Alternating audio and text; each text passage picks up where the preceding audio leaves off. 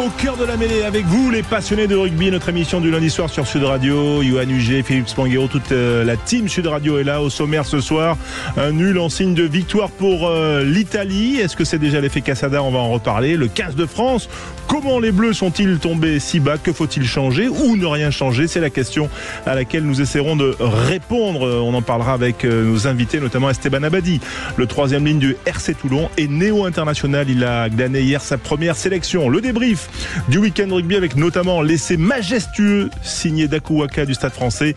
Karim Ghezal, l'entraîneur en chef des Parisiens, sera avec nous également aux alentours de 20h45. Et puis les débuts réussis d'Antoine Dupont à 7. Voilà pour le programme des jeux également, puisque vous pouvez aller sur le site sudradio.fr pour gagner un super lot pour le match Toulouse-Castres. Voilà, tout le monde est là bien sûr. Et puis vous, au 0826 300 300. Sud Radio, au cœur de la mêlée. Bonsoir à tous, bonsoir Yoann Huget. Bonsoir messieurs. Bonsoir Philippe Spanghero. Bonsoir à tous. Eh bien, on est content de vous retrouver. Bonsoir Quentin.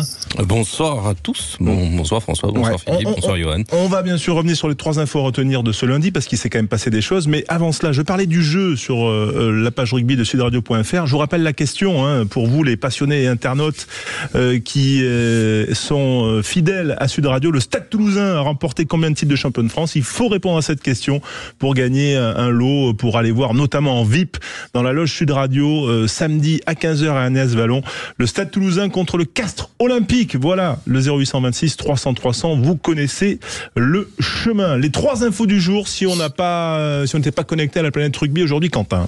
Les 3 infos du jour et même les 4 infos du jour. Je vais oser aller un petit peu plus loin aujourd'hui. On était inquiet après le match nul de l'équipe de France face à l'Italie, 13 partout hier. Inquiet pour l'équipe de France, mais surtout pour Mathieu Jalibert, le numéro 10 français qui est sorti sur blessure.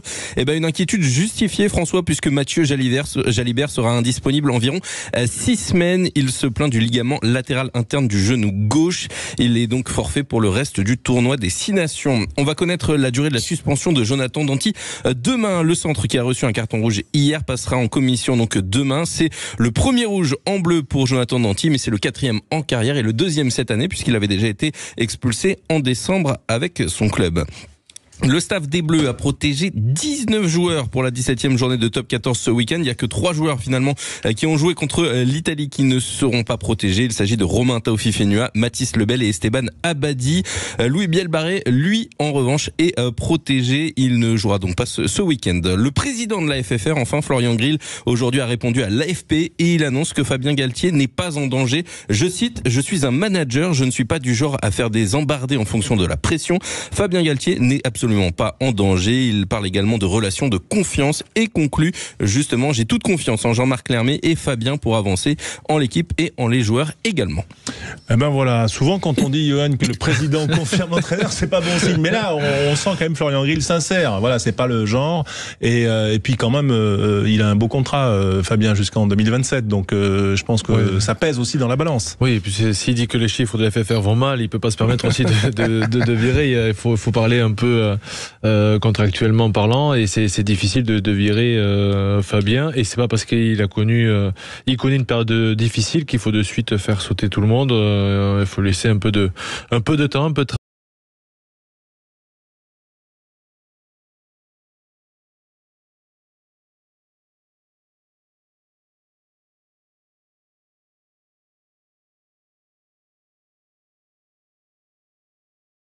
difficulté dans un moment de creux. Voilà, il a été plutôt sincère, non? Oui, il a été plutôt au rendez-vous. Alors je l'ai écorché sans le vouloir, mais c'est vrai que je trouvais qu'il était je trouvais qu'il était en partie responsable de ce flou et de cette distance qui était en train de se créer entre le 15 de France et ses supporters. Et là, c'est vrai, je l'ai dit hier dès la fin du match, l'analyse de Fabien, elle était attendue et elle était importante, et les mots qu'il allait mettre sur ce match allaient être importants. Et donc pour moi, il a été au rendez-vous. Je suis plutôt d'accord. Voilà, c'est une période difficile pour le 15 de France. Ces 3 matchs, il n'est pas question de tout remettre en question. Et comme je l'ai dit hier, encore une fois, il y a peut-être des sujets d'incompréhension entre le staff et les joueurs. Mais quand sur une mi-temps on passe 42% dans les 22 mètres adverses sans réussir à marquer, c'est pas imputable à Fabien Galtier, à son staff. il y a quand même une part de responsabilité majeure qui appartient aux joueurs sur ce qui concerne le match d'hier. Et pourquoi ils sont dans le doute comme ça, Johan? Toi, tu as connu ça avec le 15 de France, des moments difficiles. Là, on a vu des joueurs qui, il y a 4 mois, balayaient l'Italie. Il y avait 31-0 à la mi-temps à Lyon en Coupe du Monde. Et là, on les a vus souffrir. Alors, c'est vrai qu'il y a le carton rouge qui les pénalise et qui les handicape en deuxième mi-temps. Mais quand même, autant de domination pour aussi peu de réalisme, ça, c'est surprenant. C'est surprenant parce que les Français ont très bien démarré le match, ils marquent d'entrée, on les sent dominateurs, on les sent puissants, ils prennent le match par le bon bout avec des avants conquérants. Et on se dit que c'est reparti, ils nous avaient habitués à marquer très vite dans les matchs, et là ils démarrent très très fort. Des avants qui dominent, malgré une équipe italienne qui se laisse pas non plus abattre. Et petit à petit, on ne sait pas pourquoi, j'étais dans les tribunes, et on sent la roue, le vent tourner, on sent ça se grippe. On sent que il y a un en avant, une tête, et on sent les Français se regarder. Et ils ont plus le fil en fait, ils tiennent plus rien, ils maîtrisent plus leur jeu. Et comme en première mi-temps, on a manqué de lien entre avant et trois quarts. Je repense c'est une action, je cible personne, mais où les avants sont dans l'avancée, on est tous dans le sens.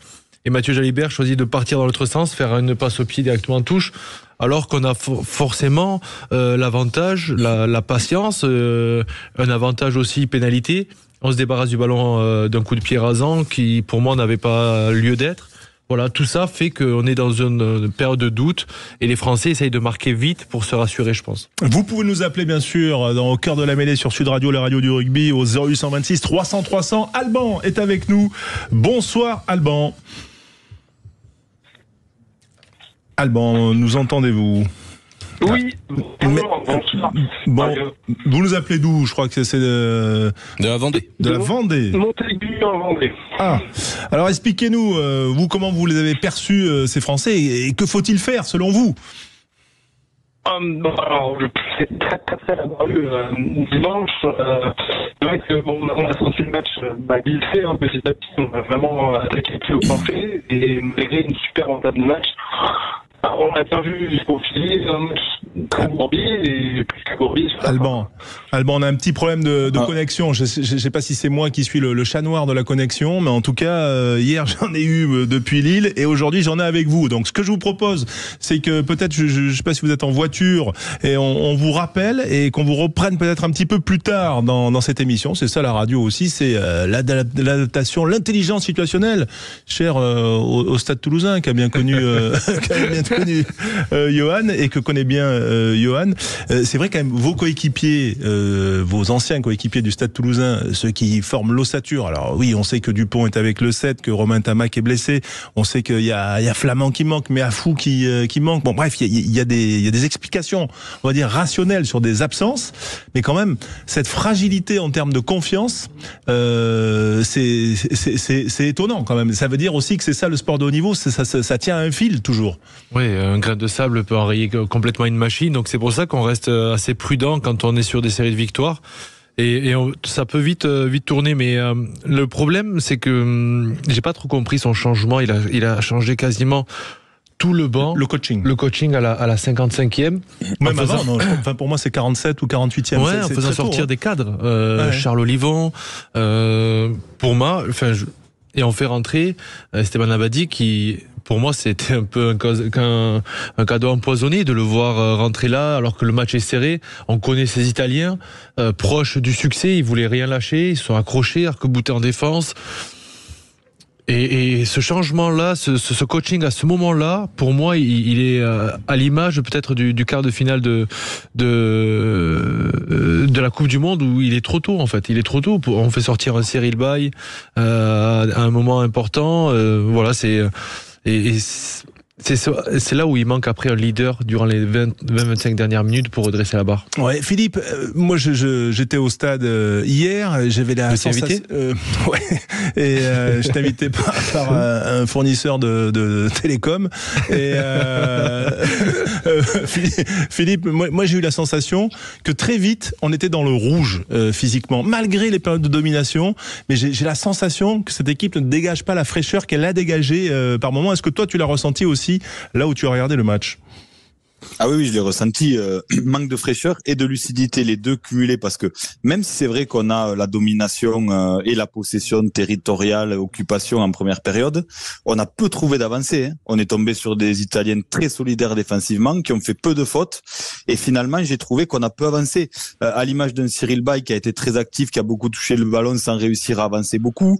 Pozzolo de Kouliaghi qui a été très sollicité aussi, qui a joué juste, qui est vraiment une des satisfactions de ce match pour moi hier, mais qui malgré tout a pas trouvé l'avancée qu'on attendait de lui. Et donc il y a aussi quelque chose qui m'a marqué et qui pour moi symbolise cette perte de confiance, c'est l'incapacité à exploiter les ballons de turnover. Parce qu'en première mi-temps, les Italiens nous en ont donné. Ils ont perdu beaucoup de ballons et c'est des ballons sur lesquels on était extrêmement tueurs jusqu'à il y a un an, qui faisaient mouche sur ce genre d'action.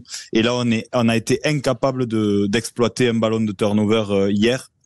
Et donc, ça rejoint à la fois, ça illustre et le manque de confiance et le manque d'énergie et de capacité physique à ce moment-là. On le ressent clairement sur le match d'hier. Après Philippe, il y a quand même, faut le dire, un carton rouge. Mathieu Jalibert qui sort à la 20e. Ils ont en ce moment tous les vents contraires, cette équipe de France, beaucoup de blessés. Non, il y a plein de faits de jeu, bien sûr, il y a plein de faits de jeu. On est en train de les accabler face aux Italiens. Non, mais on les accable pas. Mais il y a quand même pas mal de faits de jeu contre eux, quoi. C'est juste, en ce moment, ils sont vraiment dans le creux de la vague. Il y a plein de faits de jeu. On les accable pas parce que il faudra aussi quand même parler de la performance des Italiens parce qu'on a en tête. Parce qu'on a Gonzalo Quesada avec nous dans un instant. Donc, mais justement, allons-y. J'allais en venir parce que la performance défensive des Italiens en première mi-temps, elle est quand même majuscule. Elle est remarquable. Elle est remarquable, effectivement. Et on va en parler dans un instant, Philippe, avec Gonzalo Quesada qui nous fait le plaisir d'être avec nous. Vous restez bien sur Sud Radio. Vous nous appelez au 0826 300 300. On est au cœur de la mêlée. Sud Radio Parlons Vrai est aussi à Lyon et le Grand Lyon sur 105.8 FM, le DAB+, et l'application Sud Radio. Sud Radio, Parlons Vrai. Pendant McDo Music Tour, McDonald's passe en mode musique. Mais ils font plus de burgers. Bah si, mais là ce qui est nouveau c'est que pour un menu acheté, t'as un cadeau musique offert. Tu peux tenter de gagner des places pour le concert McDo de Mika et Vakra, des voyages K-pop à Séoul, des platines vinyles ou des millions d'autres cadeaux. Bah tu sais quoi, on devrait monter en groupe. Ah mais ouais, comme ça on ferait une tournée de nos best-of. Tu sais, pour le menu best-of. Ah ouais. Non mais je déconne. Jeu avec obligation d'achat du 13 février au 4 mars. Voir conditions sur mcdonalds.fr ou l'app McDo+. Best-of signifie meilleur morceau. Pour votre santé, limitez les aliments gras, salés, sucrés. Écoutez Sud Radio Nantes en DAB+. Sud Radio. Monsieur et Madame Martin ont leur robinet qui fuit. Ils perdent 5 litres d'eau par heure. Monsieur, j'ai la solution. Déjà ? Bah oui, faut qu'ils appellent plombier.com. Une fuite d'eau, un évier bouché, votre chaudière est en panne. Plombier.com. Déplacement, 1 heure de main-d'œuvre, petite fourniture et garantie à partir de 149 €. Plombier.com. C'est aussi la serrurerie, la vitrerie, l'électricité, le volet roulant. Plombier.com, une marque de groupe Verlaine, le spécialiste de la rénovation énergétique. Renault. Moi, je respecte la vision des réalisateurs. S'il me dit José, c'est une comédie, mais je veux que tu sois grave, je m'incline. S'il me dit le contraire, pareil. Tout ce que je demande, c'est de bien voir où je vais. Bien voir, c'est primordial. Chez Renault Care Service, pour tout remplacement de pare-brise, la franchise est offerte. Renault Care Service, numéro 1 du SAV 2024. Qui mieux que Renault peut entretenir votre Renault? Réservé aux particuliers jusqu'au 31 décembre. Conditions et prise de rendez-vous sur Renault.fr et sur l'appli My Renault. L'Automobile Magazine, classement des lecteurs 2023. Sud Radio, au cœur de la mêlée, François Trio.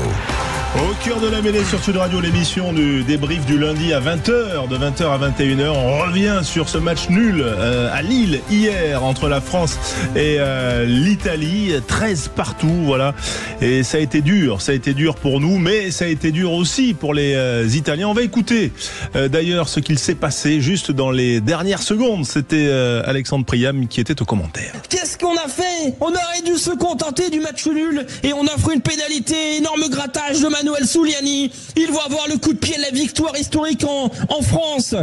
Et le ballon qui est tombé, il va devoir se dépêcher. Paulo Garbisi, c'est cocasse parce que là il va pas pouvoir taper dans les meilleures conditions. Paulo Garbisi, le pied gauche, le poteau, improbable. J'ai déjà dit que ça fait partie de mon job, donc il faut savoir le faire. Et voilà quoi. Donc aujourd'hui j'étais pas à l'auteur et c'est pour ça que je tiens à m'excuser auprès déjà de mes coéquipiers. Et le match nul improbable à Lille. Quel scénario incroyable. C'est le poteau qui dit non aux Italiens. Plutôt que match nul, je pense que c'est une victoire manquée.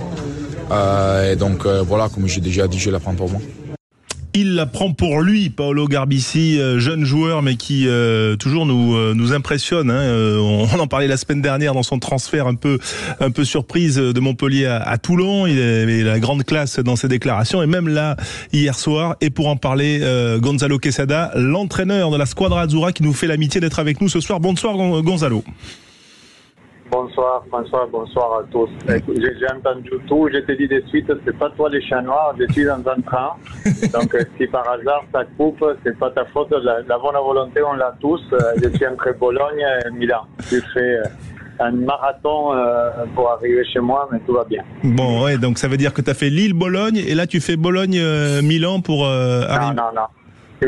En détail, on a fait Lille-Charleroi en bus. Charleroi, Bologne en avion, et maintenant je fais train, Bologne, Milan, et j'ai fini en taxi. Bon, il s'est pas trompé de domicile quand même. Hein. Ouais, on peut voir. À Milan, mais après, c'est pas arrêté à Bologne. Milan, c'est le nord. Il fait pas toujours très beau à Milan. Voilà. Pourquoi t'as choisi Milan? C'était un choix personnel ou Non, c'était un peu pour avoir tout. Je dois être au nord. Doit être au nord, Gonzalo. À les deux franchises dans le nord, à Parme, il y a Trévise. Donc c'était un peu entre les deux. Et ma femme avait la possibilité de bosser un peu, alors ça arrangeait tout le monde. Mais je suis à 30 minutes de Milan, un peu, dans une maison un peu à l'extérieur. Je ne suis pas en ville, mais bon, c'est le bon équilibre pour démarrer. Bon, Gonzalo, 24 heures après ce nul historique quand même, c'est la première fois que l'Italie réalise cette performance dans le tournoi destination sur le sol français. Comment tu la perçois à froid? Non, à froid, et après avoir regardé les matchs plusieurs fois. Non, c'est une belle partie pour nous, on sait d'où on vient. Comme vous disiez, il y a un peu deux parties dans la même partie. On n'a pas pu mettre en place en première mi-temps tout ce qu'on avait préparé. On a perdu la balle, comme disait Philippe, je pense. On a lâché quelques turnovers parce qu'on avait cette envie de jouer, de tenter, de vraiment déplacer les ballons, de jouer sur toute la largeur parce qu'on savait qu'on ne pouvait pas rentrer dans un combat serré, près de ruck, où on avait une différence de puissance énorme. Donc on voulait un match très ouvert. En première mi-temps, on perd 3-4 ballons dans l'avancée, des séquences intéressantes, des mini-breaks avec un peu d'avancée. Mais après, c'est impressionnant l'engagement en défense. C'est des choses sur lesquelles on travaille, sur ces projets d'équipe, des caractères, parce que il y a pas si longtemps, je pense que c'était facilement où la chose ne marchait pas et l'équipe lâchait un peu. Donc ça m'a beaucoup plu cette première mi-temps en défense, et en deuxième mi-temps, c'est qu'on s'était dit à la mi-temps, c'était de vraiment tenir un peu plus ce ballon, d'essayer d'être un peu plus patient. Et bon, en plus ça se rajoute les rouges de Fatou, mais je savais que si on était un peu plus patient, si on ne tentait pas cette passe impossible, on pouvait mettre un peu plus en difficulté l'équipe de France avec les ballons en main. Et vous avez été récompensé par ce bel essai de Ange Capozzo, vraiment qui est une très belle séquence collective, même si c'est à 15 contre 14. Yoann Huget pour Gonzalo Quesada.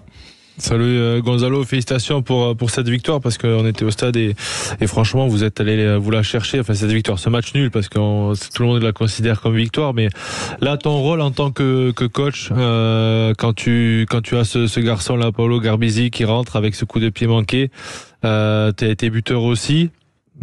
Quel est ton discours pour pas qu'ils perdent confiance, parce que les buteurs c'est quand même en gros 80% de confiance, et donc quels sont tes mots pour le réconforter dans cet échec, ce dernier échec? Oui, non, évidemment que je ne sais pas combien de fois un ballon est tombé sur un sol couvert, comme il a dit, donc je crois que c'est écrit. Comment en vouloir, plus je regarde les matchs, plus je vois l'effort qu'il a fait défensif, avec les nombres de plaquages et situations de contact qu'il a dû traverser. Il a fait vraiment un gros match. Et en plus, comme je l'ai dit aussi, on se retrouve à avoir la pénalité de la gagne. y être à égalité, y avoir un match nul parce qu'il enquille celle de la prédestinée sur le côté, exactement. Donc oui, je pense que ça sert à rien de continuer à dire dommage. Mais bon, ce qui m'a beaucoup plu, c'est que tout le monde est venu nous dire il aurait dû la retaper, ils n'ont pas les droits de charger, blablabla. Et j'ai pas pris de cette excuse pour dire oui, c'est vrai qu'ils m'ont chargé, c'est vrai que les docs que je connais bien, c'est ces docs Savigny qui traînaient devant les 8 heures aussi sans avoir rien à faire. Mais bon, je l'ai bien expliqué que bon, des fois ça arrive, mais que je préfère qu'il fasse les matchs qu'il a fait et la prochaine fois ça va rentrer.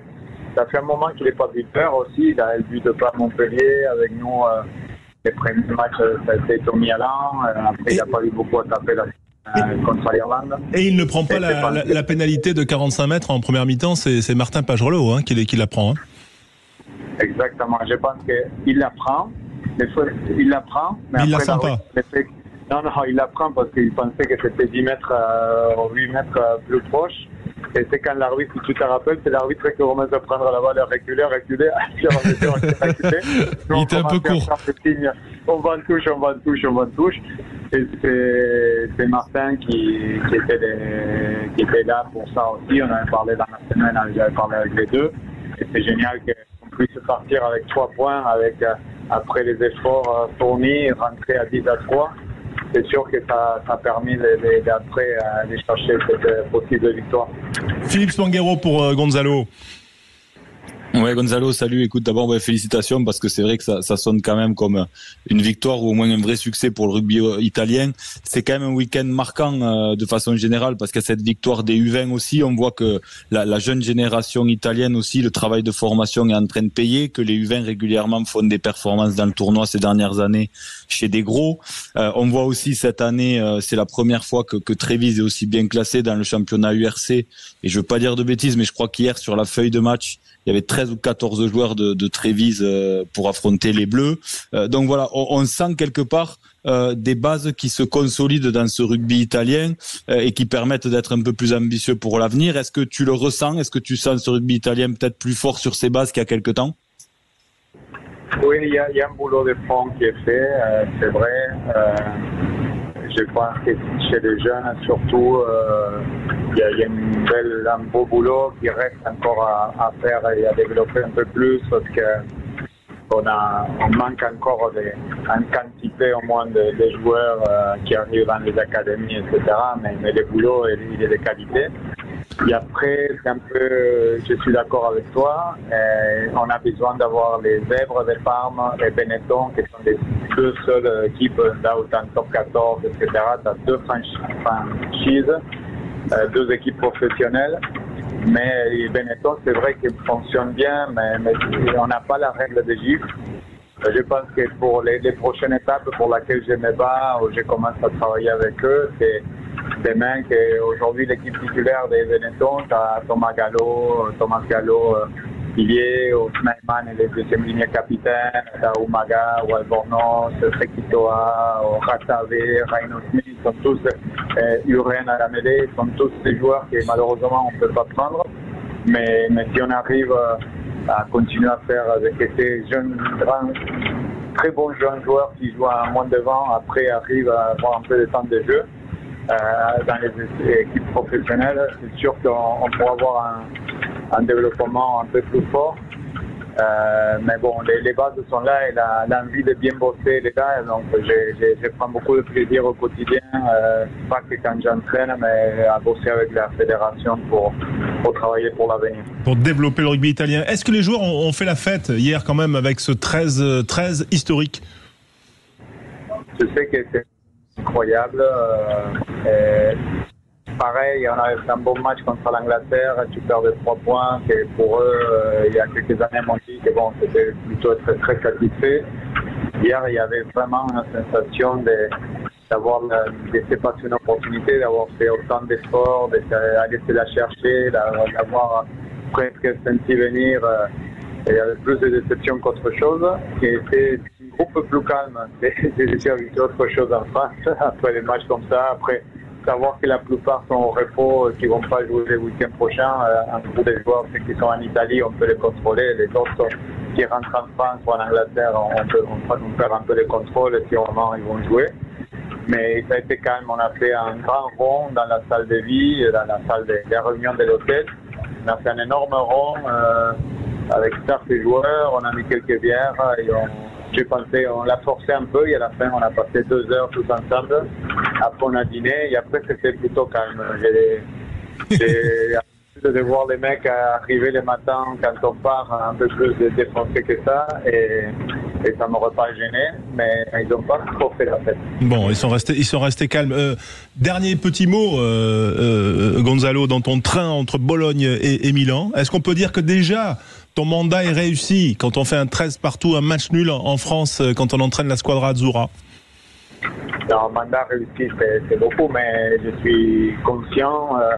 J'écoute, j'ai un peu entendu, je pourrais donner d'autres arguments dans tous les sens, mais je suis conscient de, même si on est un peu en difficulté, je sais de où on vient. Il y a 3 mois, les 67, il y a eu quelques mecs en moins dans l'équipe de France, mais il y a eu surtout quelques mecs en moins aussi dans l'équipe d'Italie. Et ça fait 2-3. Sur les 3 matchs, j'ai lancé au moins 2 débutants par week-end. On a l'équipe d'Italie aussi avec quelques absents, donc passer dans 67 à 13 avec tout ce qu'on peut prendre comme argument, c'est vrai. Mais c'est sur le contenu que je suis super confiant parce que en état d'esprit, on a bossé sur ça, comme je t'ai dit, on a construit, on a bossé, on a fait des boulots avec des joueurs très profonds sur ça pour retrouver un peu certaines valeurs, un cœur et vraiment un certain caractère.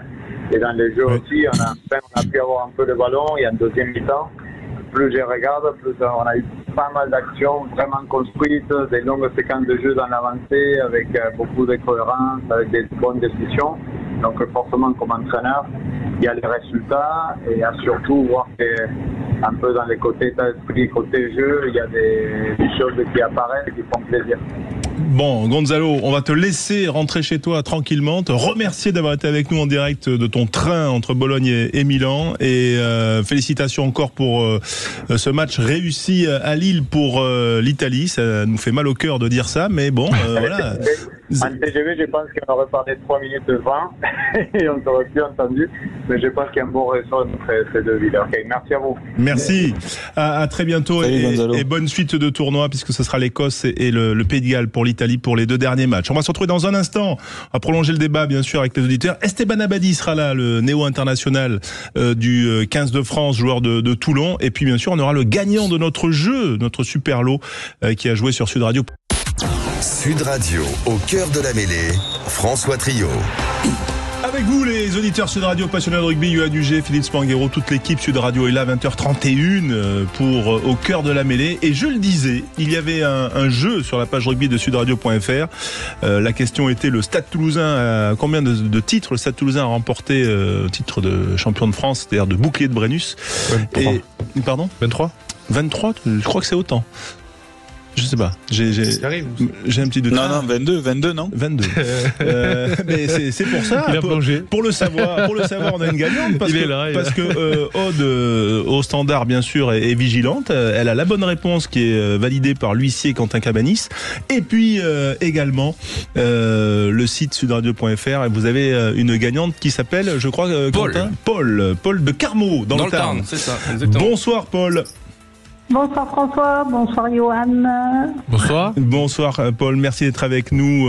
Vous voilà donc, vous allez gagner quand même un super cadeau parce que samedi, c'est le 2 mars, donc ce samedi à 15h, vous irez voir le Stade Toulousain contre le Castres Olympique au Stade Ernest Vallon, c'est à 15h je le disais, avec en plus, vous serez reçu en VIP dans la loge Sud Radio.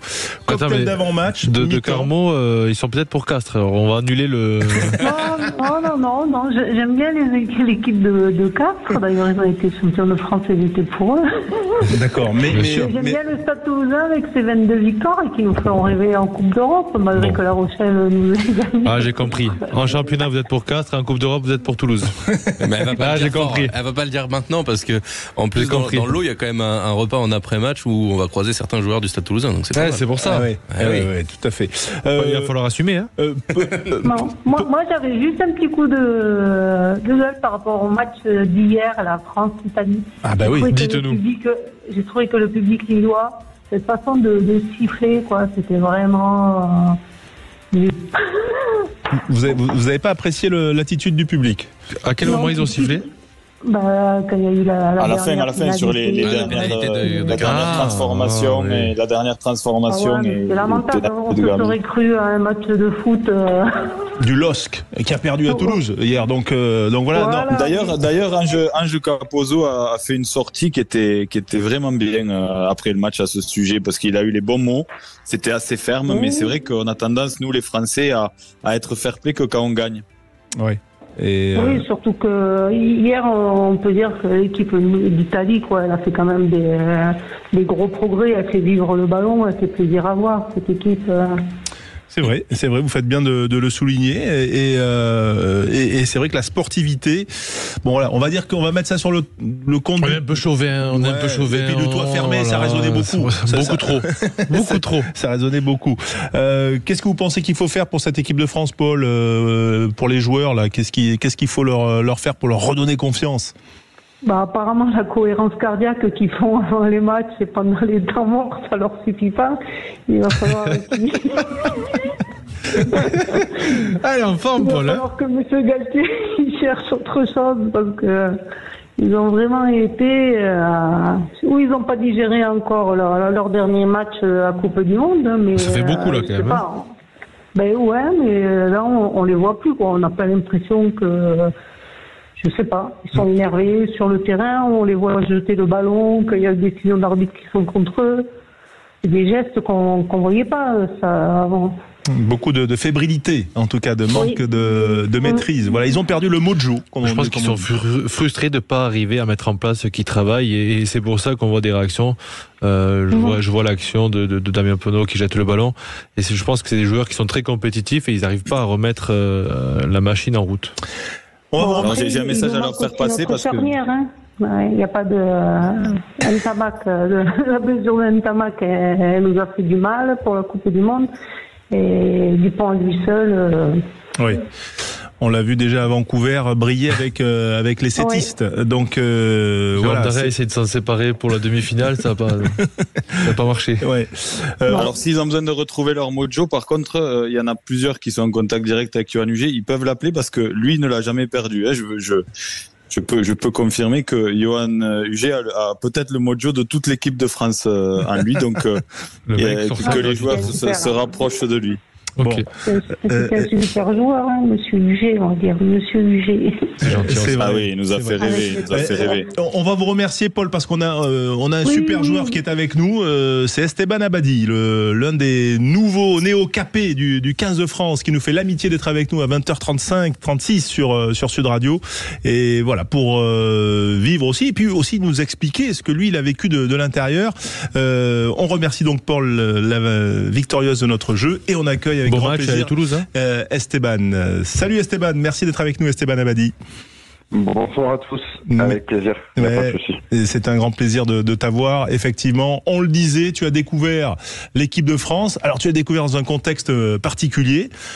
Ça récompense ta belle saison de l'an dernier avec Brive, également ton magnifique début de saison avec le RCT. Mais c'est vrai que tu es rentré dans un contexte particulier. Voilà, avec le recul, ça reste un bon moment. Ouais, évidemment que j'essaie de... égoïstement, j'essaie de positif de ce match, et c'est sûr que c'était peut-être pas le résultat souhaité, mais en tout cas ça reste un moment inoubliable pour moi. J'ai bossé dur pour en arriver là, et c'est un rêve de gosse qui s'est réalisé hier. Voilà, avec une prise de balle quand même sur lancé adverse à un moment capital, malheureusement un peu gâché derrière puisqu'il y a eu cette pénalité, mais le poteau a sauvé les Bleus d'une défaite cruelle. Qu'est-ce que tu retiens de ces minutes en équipe de France, Esteban ? Le rythme, l'intensité. Il est rentré 20 minutes. Ouais, évidemment beaucoup de rythme, beaucoup d'intensité, surtout quand on rentre dans un contexte un peu particulier à 14 contre 15 et voilà l'Italie qui recolle au score et donc voilà on a essayé de donner le maximum pour accrocher la victoire à la fin, mais voilà 14 contre 15 c'est toujours un peu particulier de rentrer dans ces moments-là. Après voilà le résultat malheureusement il est pas à la hauteur de ce qu'on espérait et va falloir se remettre au boulot. Yoann Huget pour Esteban Abadi. Salut Esteban, félicitations pour ta première sélection. T'as raison d'être égoïste parce que c'est important de savourer, ça arrive pas tous les jours. Mais quand on te voit rentrer, tu pensais déjà rentrer aussitôt dans la partie et quelles ont été les consignes au moment où tu rentres, parce que le match est serré à ce moment-là et voilà, c'est juste pour savoir toi dans quelles circonstances et consignes tu rentres. Quand on a appris le carton de Joe à la mi-temps, je savais qu'évidemment ça allait être un peu particulier et que ça allait jouer sur les changements. Après, j'étais content de rentrer à la 65e.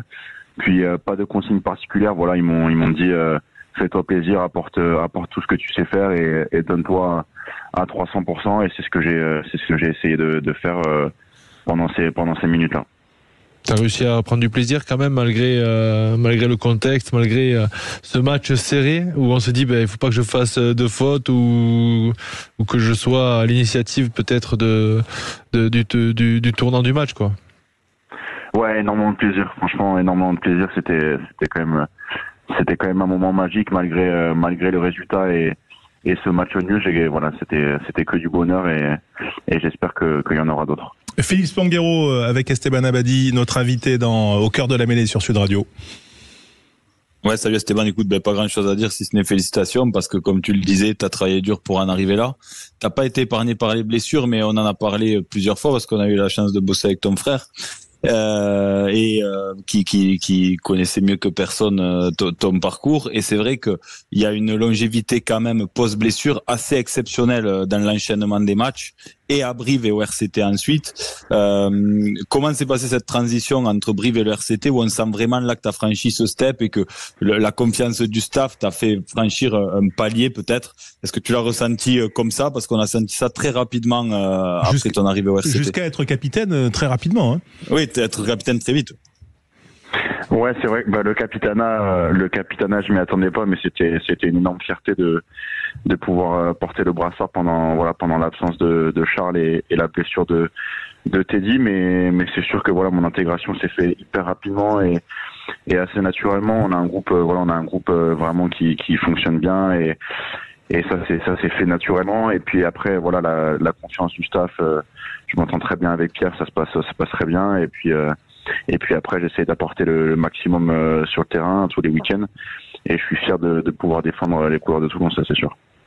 Parce que pardon, juste dernière question, mais entre Brive et Toulon, t'as enchaîné combien de feuilles de match d'affilée possible? C'est-à-dire, je crois que c'est assez énorme. Je crois que c'est 50. Ouais. 50. Ça s'est fini sur un chiffre rond. Là, ça s'est terminé quand après j'étais 24e là à Clermont. On avait fait où on gagne en début de saison, et ça s'est terminé là. Ouais, j'étais sur 50 matchs consécutifs. C'est énorme. C'est une saison et demie régulière sans jamais tourner. Ouais. Je touche du bois quand le corps suit. Écoute, franchement, c'est sûr que je pense que ce sera parfait de sitôt, mais le corps suit, donc c'était que du plaisir. Quentin Cabanis. Bonjour Esteban, félicitations déjà. Moi je voulais savoir qu'est-ce que tu vas faire de cette belle petite casquette que tu as obtenue pour la première cape? Je vais la garder gentiment à la maison et je pense que je vais la mettre sur une étagère en souvenir parce que c'est quelque chose d'inoubliable et c'est un beau souvenir. Ouais. On avait eu Alexandre Roumat la semaine dernière pour sa première. Comment s'est finie ta première sélection? Malheureusement un peu moins bien. Enfin il y a 2 semaines ils avaient gagné en Écosse. Là, évidemment, tout le groupe était déçu du résultat. on est resté entre nous à l'hôtel. On a bu quelques bières quand même pour fêter ma cape, mais c'était tranquille. On est resté entre nous à l'hôtel. Ouais, tu vas sans doute jouer ce week-end puisque tu n'es pas protégé. Tu fais pas partie des 19 qui ont été protégés là. Ouais, tout à fait. Là, je repars à l'entraînement dès demain avec Toulon pour la réception de Perpignan ce week-end. Bon, cette résistance physique, cette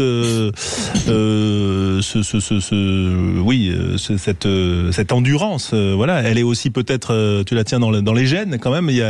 C'était aussi important, mais on parle souvent de ton papa, mais il y a aussi ta maman qui a été quand même basketteuse à très très bon niveau. Et voilà, c'est comment tu as partagé ça familialement? Ouais, c'est sûr que évidemment j'aurais aimé que mon père puisse être là pour voir ce moment, mais j'avais toutes les personnes les plus importantes pour moi hier dans le stade. J'avais toute ma famille, j'avais mon grand-père, ma mère, ma copine, mon frère, et les copains, donc on a pu partager ce moment tous ensemble, et ils étaient même à l'hôtel pour ma remise de la cape, donc c'était vraiment un souvenir exceptionnel. Eh ben oui, c'est ça aussi, ces moments-là, et on espère que il y en aura d'autres. Et en tout cas, on était et moi à titre personnel vraiment très très heureux pour toi d'avoir vu fouler comme ça ce terrain avec ce maillot tricolore, même si le contexte n'était pas le plus favorable. On espère en tout cas te voir au Pays de Galles pour une deuxième avec un grand sourire. Et puis on va peut-être te relâcher parce que demain il va falloir aller bosser au RCT Campus. Repartir parce que le RCT, il y a quand même du boulot aussi au RCT. Ouais, il y a du boulot, il va falloir qu'on remette la marche en avant et qu'on gagne dès ce week-end.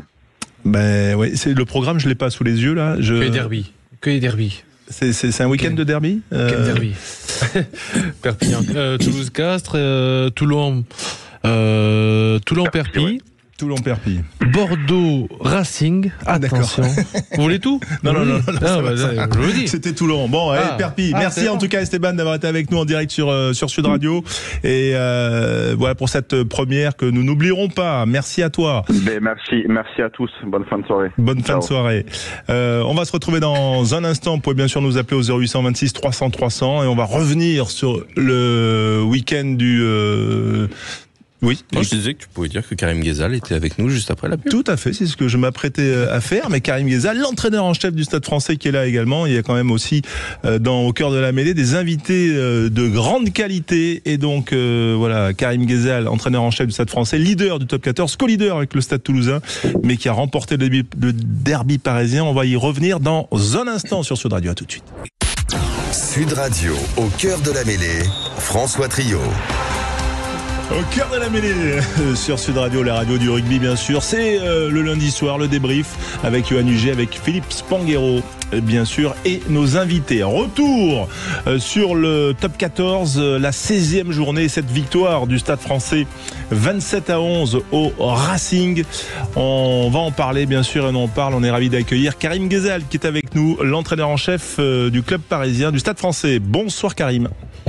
Bonsoir à toutes et à tous. Merci d'être avec nous en direct.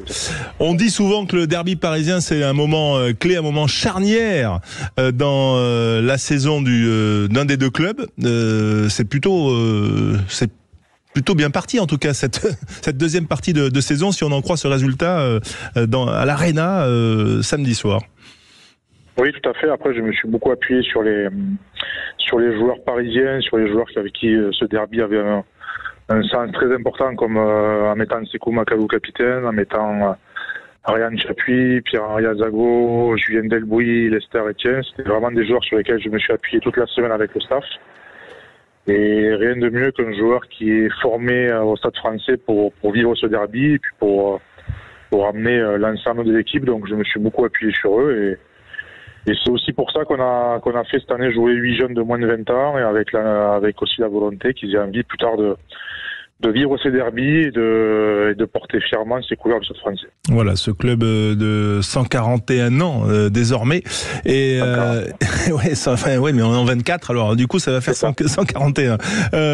En tout cas, il y en a un qui a pas grandi à Paris, mais qui a marqué les esprits. Écoutez. Par contre, Dakou Waka qui passe par la rocade et par le périph' pour remonter ce ballon, pour faire tout le tour et qui se tape un petit coup de pied pour lui-même. C'est magnifique ce que fait Dakou Waka. Il a évité Méliande et il va prendre de vitesse Kavisha pour aller au bout. L'essai de 100 mètres, l'essai de 150 mètres de Penyassi Dakou Waka.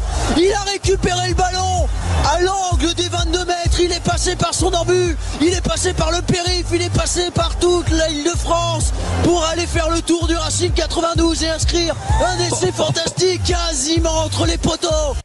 Karim Ghezal, vous étiez sur le bord de la touche quand Penyassi Dakou Waka a déboulé. Il est quand même incroyable cet essai. Il est incroyable. Après, comme je vous dis, je travaille avec l'ensemble de mon staff, et quand lundi on en a parlé, j'en ai parlé avec mon staff, je demande toujours à Paul Gustard sur la défense, Morgan Parra sur l'attaque, et avec Laurent aussi, je leur propose une équipe et puis après on discute ensemble, parce qu'on le fait ensemble de manière connectée. J'avais pensé aussi à Penny parce que c'est un terrain synthétique avec les qualités qu'il a, et on savait que c'était un match où il fallait sûrement tenir un peu plus le ballon sur le synthétique de l'Arena et pas leur laisser toute la possession. Et c'était un joueur qui rentrait parfaitement dans ce profil-là.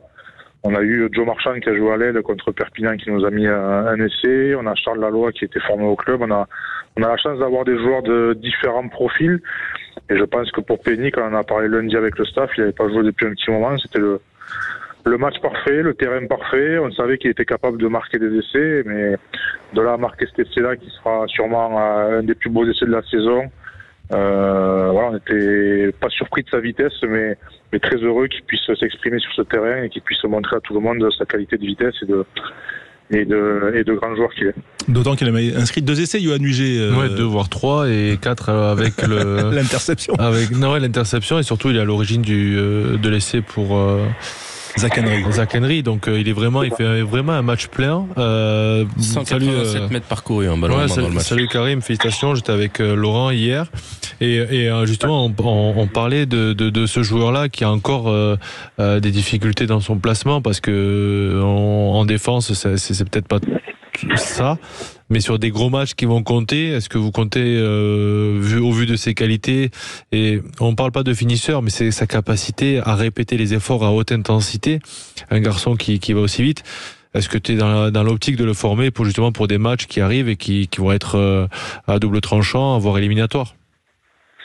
On sait que dernièrement il s'entraînait bien, donc aussi ce qu'on dit à nos joueurs, c'est que l'entraînement compte, donc ça faisait un petit moment qu'il s'entraînait plutôt bien.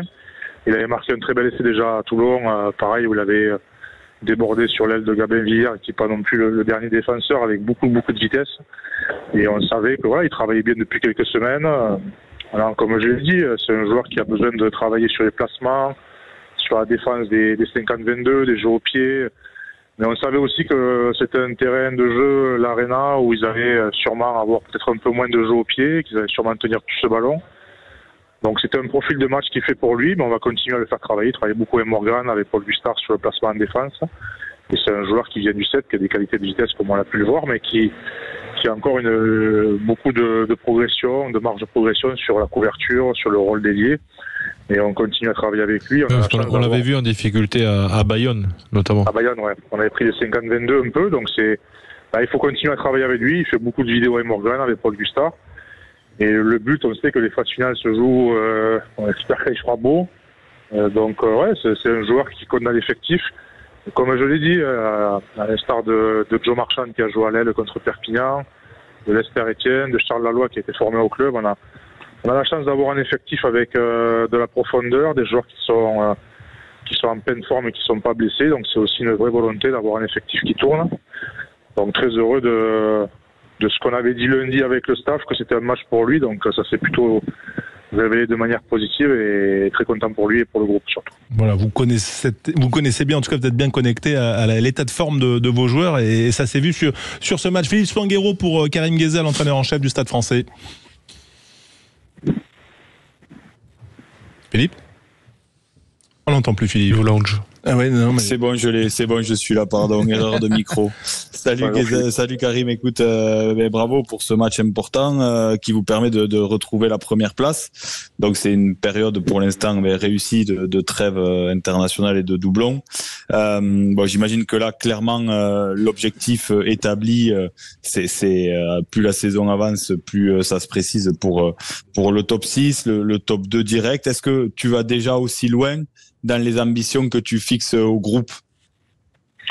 L'ambition, elle est assez claire. Moi, quand j'avais parlé avec le groupe, c'est d'arriver en phase, d'arriver à se qualifier, ce qui est déjà difficile quand on voit la difficulté et l'embouteillage qu'il y a dans le classement, et aussi d'arriver, la saison dernière, l'équipe a fini avec 37 points les matchs allés et 30 points les matchs retour avec un effectif qui tournait pas trop. Et voilà, la vision, c'est d'arriver avec des joueurs frais et de pas flancher sur la deuxième partie de saison. Et là où je suis le plus heureux, c'est grâce à l'ensemble de mon staff, que ce soit médical ou performance, plus les coachs, c'est d'arriver à avoir aujourd'hui, avec quasiment 20 journées d'affilée, avec un week-end off, mais bon, c'est quasiment 5 jours juste de repos, d'avoir des joueurs qui ont faim. Je vois Sekou qui était capitaine, il n'a pas joué contre Perpignan. Je vois Brad Weber qui n'avait pas joué contre Perpignan. Je vois ce week-end en tribune Jérémy Ward qui était capitaine et qui n'a pas joué, qui a qu'une envie, c'est de rentrer dans l'équipe. Moses Salo-Emile, Francky Codella. J'ai Pierre Boudéan qui veut rentrer. Voilà, il y a beaucoup de joueurs qui sont frais et dispo. On a quasiment l'effectif au complet. J'ai 4 piliers droits aujourd'hui. J'ai quasiment tous les joueurs qui sont sur le pont. J'ai Baptiste Pesanti qui est rentré et qui a fait une super rentrée. Voilà, aujourd'hui, c'est le but. Ce que j'ai dit aux joueurs, c'est d'arriver frais mentalement, physiquement. Et pour ça, j'ai laissé aussi beaucoup de jours de repos à des joueurs qui ont fait la Coupe du Monde. J'ai laissé des semaines de congé à certains joueurs et pour arriver frais et en pleine forme, autant mentalement que physiquement. Donc pour l'instant, on est dans les clous. Et le but, c'est de vivre un match éliminatoire, voire plusieurs, et surtout de les gagner, quoi. Oui, Karim, j'avais juste une question. Tu parlais de joueurs frais. Dans ta gestion et ta relation avec Fabien Galtier, quand il libère pas Léo Barré et qu'il appelle Mathis Lebel pour le mettre titulaire, dans ta réaction, c'est te dire que tu te passes d'un joueur il a été utilisé nulle part, quoi. Tu vois, je sais pas comment on peut, dans ta gestion, comment tu vis ce moment-là, parce que c'est un peu te priver d'un excellent élément. Moi, je le vois du côté positif, c'est-à-dire que j'ai Léo Barré qui est un pur Parisien, qui a vécu une vie comme Paul Gabriel qui était 25e, qui n'a pas joué. Ils avaient qu'une envie, c'est de jouer ce derby. D'ailleurs, il nous a envoyé un message pour nous dire qu'ils étaient là. Sur leur jour de repos, ils sont venus voir l'équipe jeudi quand on s'est entraîné dans l'annonce d'équipe. Donc, ils étaient sur le banc à côté de leur coéquipier. Et pour moi, c'est facile parce qu'aujourd'hui, ils n'ont qu'une envie, c'est de jouer. Ils sont pas sur la liste des joueurs protégés. Donc, je vais les avoir ce week-end. Donc, c'est entre guillemets facile pour moi d'avoir des joueurs qui veulent rentrer dans cette équipe et qui vont sûrement jouer pause ce week-end. Donc voilà, et puis Léo, ça lui a permis d'avoir un week-end off, et il sera en pleine forme, il a beaucoup joué avec nous. Moi, je vois toujours le côté positif. Okay. Non, parce que ça peut être handicapant un peu de se passer de ce tel joueur qui fait un excellent début de saison. C'est sûr, mais ça lui permet d'énormément enchaîner aussi. J'ai Kylian Amdoui qui a fait des super matchs aussi. Et aujourd'hui, Léo va rentrer ce week-end contre Pau et il va rentrer dans une équipe qui enchaîne, qui tourne. Il a qu'une envie, c'est de montrer lui aussi qu'il peut y rentrer. Et j'ai Paul Gabriel qui va y rentrer aussi ce week-end. Donc pour moi, c'est tout bénef parce que j'ai des mecs qui sont frais, qui sont motivés et puis plus j'ai de joueurs en équipe de France, mieux c'est. C'est ça aussi qui est important pour nous. Karim Ghezal, le mot de la fin quand même au cœur de la mêlée aux auditeurs et à Jean-Marc qui nous appelle de Pau. Jean-Marc, je vous laisse la question de fin. On peut d'ailleurs la poser aussi à Karim. Et on vous accueille. On me dit bonsoir Jean-Marc. Oui, bonsoir à tous les auditeurs de Sud Radio et bonsoir à vos invités. Oui. Sur quel sujet vous voulez réagir? Plutôt le 15 de France ou plutôt le top 14? Bon, écoutez, le 15 de France, on en a parlé beaucoup hier. Bon, je crois que tout a été dit, quoi. Ça manquait de fraîcheur, ça manquait de cohésion, ça manquait de collectif, quoi. Bon, après, pour le top 14, j'ai écouté Karim Ghezal. Bon, je suis d'autant plus concerné qu'effectivement l'équipe de Pau va jouer samedi contre le Stade Français. Bon, qui est effectivement une équipe qui tourne à plein régime et qui n'a pas de blessés, au contraire de Pau qui a malheureusement une infirmerie qui déborde. En même temps, ça donne du temps de jeu aux jeunes joueurs, ce qui est sûrement pas une mauvaise chose. Bon, après je pense que les Polois iront à Paris se battre avec leurs armes et en essayant de revenir avec quelque chose. Voilà. Et puis ce top 14 est très très resserré. Il y a rien de fait ni dans les premières places ni même à la fin, quoi. Donc je sais pas comment ça se terminera dans les 8 dernières journées qui restent. Ça va être serré, en effet, avec des Palois qui sont sur une bonne phase, voilà, et qui retrouveront donc le Stade Français de Karim Ghezal, que l'on remercie, qui était avec nous en direct dans cette émission, et voilà, qui va donc recevoir, ce sera à 17h, on le vivra dans le multiplex de la 17e journée. Merci Karim d'avoir été avec nous, et merci Jean-Marc, bien sûr, de nous être fidèle sur Sud Radio, comme vous, tous les passionnés de rugby. On va remercier toute la team, Yoann Huget, Philippe Spanghero, Quentin Cabanis, Aude au standard, bien sûr, et on se retrouve dès vendredi pour la Pro D2. Voilà, on est toujours au cœur de la mêlée, bien sûr. On remercie Philippe avec grand plaisir, on l'embrasse. Allez, bonne soirée. À suivre Jacques Pessis sur Sud Radio.